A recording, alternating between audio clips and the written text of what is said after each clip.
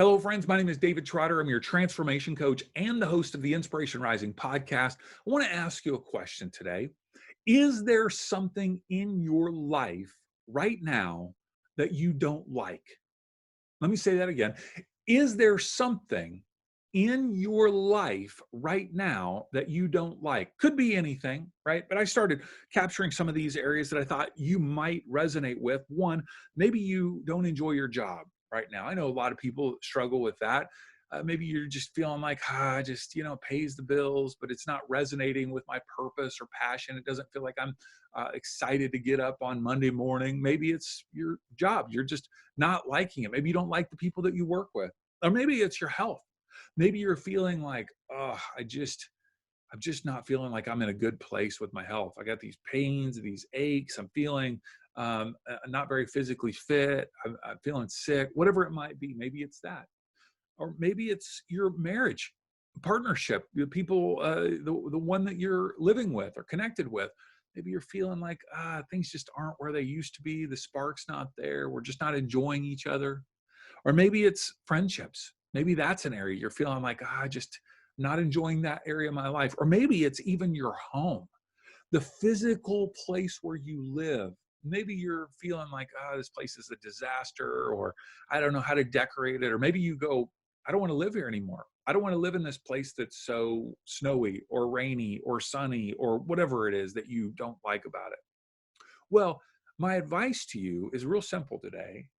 If you don't like something, change it. I know that sounds super simplistic, but think about it. If you don't like something, change it. I believe that you have the power to make positive changes in your life right now, today. Not saying that it can change overnight, but I do believe that you have the power within you, within your mind, body, soul, within your spirit. You have the power to make positive changes to transform those areas of your life that you don't like right now. And yet many of us settle, we settle for what we don't like, and we believe that it just will never change. We settle for less than what we want. We settle for less than we even deserve. And so I started thinking, what are the reasons why we settle for less? One of the reasons is we believe the lie that we can't make the change, or that it's going to be too hard. Maybe when you think about your job, you go, I can't make a change at this age. I don't have the time frame to start a new career. Or maybe you think people won't hire me because I have too much experience or not enough experience. Or maybe you feel like, my age, I'm just getting too old to make a change. Or maybe you feel like it's just overwhelming. I don't even know where to start to find a job. They don't even use paper resumes anymore. I got to fill out this thing online. I don't know what it is for you, but maybe you feel stuck and you are believing the lie that you can't make a change in your job. Maybe the same is true in your health. You believe, I'll never feel different. I felt this way for weeks, months, years. It'll never get better. Maybe you feel that way about your marriage. We feel like we're roommates right now, and we've felt like that for months and years, and we haven't been intimate in a long time, and things could just never change. Maybe that's the lie that you're believing. Or maybe it's the same lie about friendships. People don't get me. People don't want to be around me. Maybe it's about your a home. I can't afford anything else. I can't afford to move out of this city or out of this state. I wouldn't know where to begin. Maybe your lies are about money. I'll never have enough. Whatever those lies are, that's one of the reasons why we settle for less than we want, less than we deserve, is because we believe a lie that change is impossible or change is too hard. Would you resonate with that? If you're feeling like you don't like something in your life, are you settling because it feels too overwhelming or too hard or even impossible to make that change? The second one that I thought about is that we are comfortable in our discontent. Let me say that again.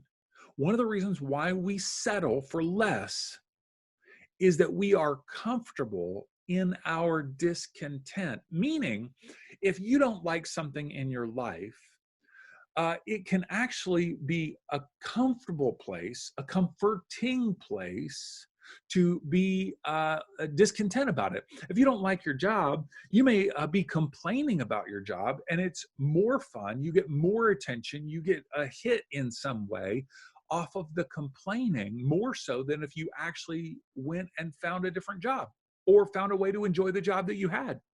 There's a sense of comfort in the midst of the complaining. Maybe you find comfort or solace in complaining about your spouse or your partner to your friends. You talk about them behind their back, and in some way you find a hit or camaraderie with other people. And so there's a comfort in the midst of the discontent. If you are going to make a change in your life, it actually is going to mean that you have to exert effort.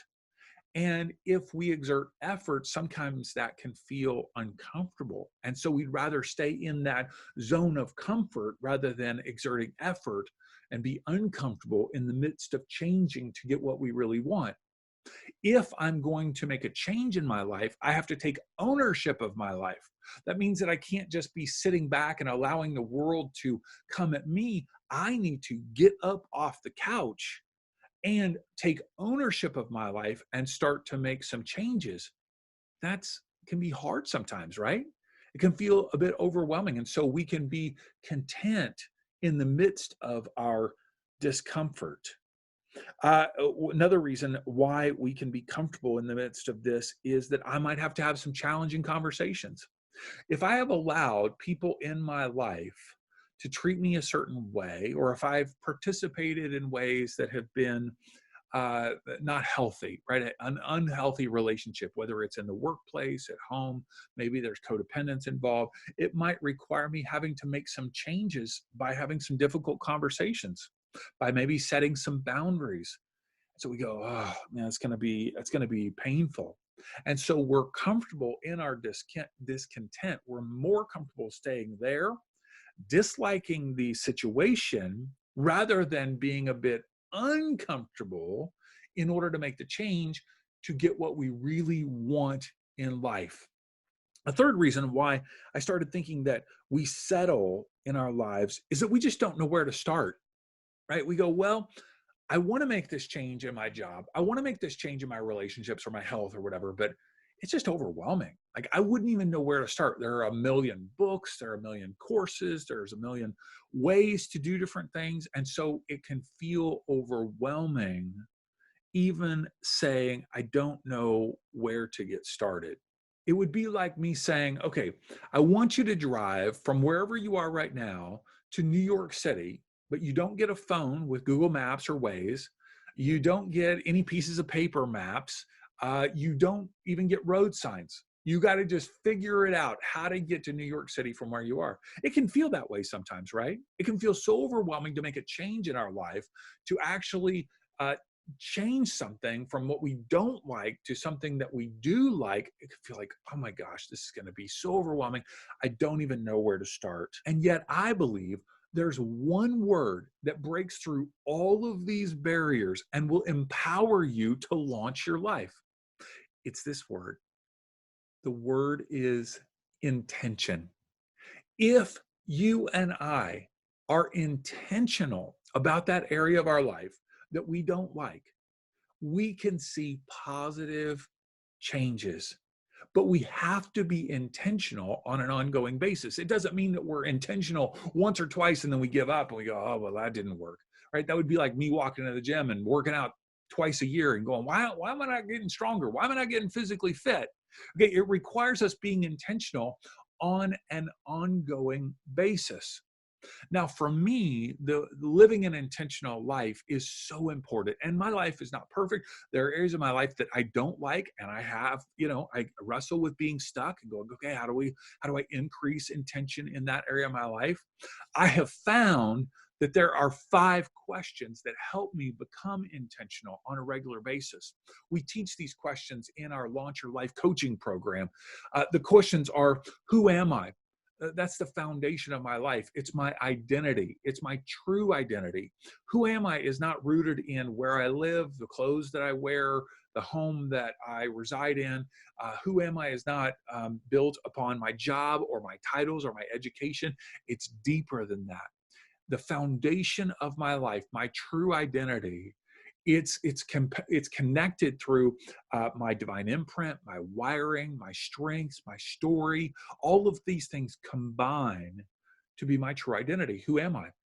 The second question that I ask is, what do I want? If I'm not clear with a vision for my life, a mental picture of a preferable future, I'm going to go nowhere.